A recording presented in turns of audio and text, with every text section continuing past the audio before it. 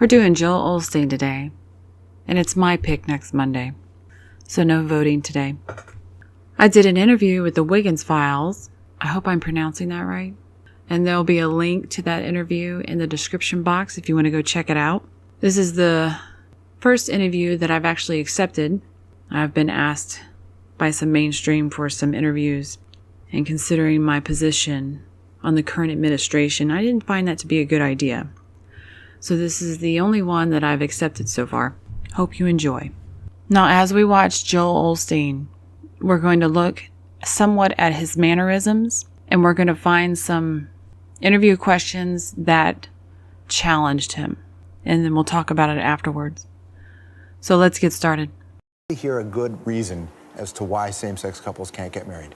From my own family, from other pastors I've interviewed, I've yet to hear a good reason. Does your church have a position on that? Well, you know, I've taken a position on that.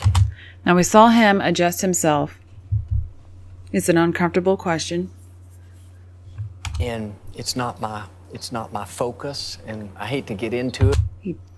Just saying he does not want to answer, and he's kind of shrugging it off as he goes. Because then you just get labeled as haters and stuff like that. But, you know, it just, I don't know that I have a good answer for you as well. I just go back to my faith is based on the scripture, and I see there it's the marriage was between a man and a woman, not against anybody else. So your position would be that you'd be okay with same-sex marriage? Well, based on that. I saw that deep breath as they did a pan shot away. I get real tired of these interviews where they just keep panning away. Your position would be that you'd be okay with same-sex marriage? Breath in to answer this. Does not want to be in it. Does not want to ask or answer any questions on this. Well, based on that. Based on this, I am for traditional marriage. Right. And then it looks him in the eye with that. He didn't look at him in the eye, but took that breath in. He put on his big boy pants and he answered the question. I'm not against anybody, though. I just, again, go back to my faith being based out of the scripture. It shows marriage is between a man and a woman. I'm not opposed to anybody else, though. But herein lies the rub. And his body is agreeing with him on that. So in his core, marriage, man and woman. So it's okay to have that position, but that position en masse tries to influence politicians to prevent other people from having the right. Well, I guess my thing is that's one reason I stay out of the fight. You know, when I'm one vote, you'll never hear me from my pulpit. You know, only time this comes up is on interviews or things like that. But, you know, it's a difficult issue with the whole faith community back at home, back in America, I guess anywhere, but it's a difficult issue. All right. Other than the fact that his body is agreeing with him, nothing else in that question. Next. I don't know what can be so dangerous about giving people hope, causing people to have better relationships. I'm not leading them to some false god or something like that. And he believes that. And the little bit that we could see, he believes that. Hear what some others have said about you. He's diluting and dumbing down the Christian message.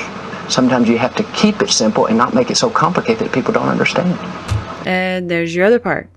Now we're going to look at a sermon. There isn't really much to see. Don't just drew up plans to renovate it from a basketball arena to a church. They called us together and said it was going to cost $100 million to renovate. After they picked... He's very animated. Brings his audience in to the little story he's telling. Me up off the floor. My first thoughts were... His facial is very animated as well. That's impossible. There's no way. I've only been the pastor 4 years. They cannot expect me to raise those kind of funds. Even though those thoughts were racing through my mind again and again.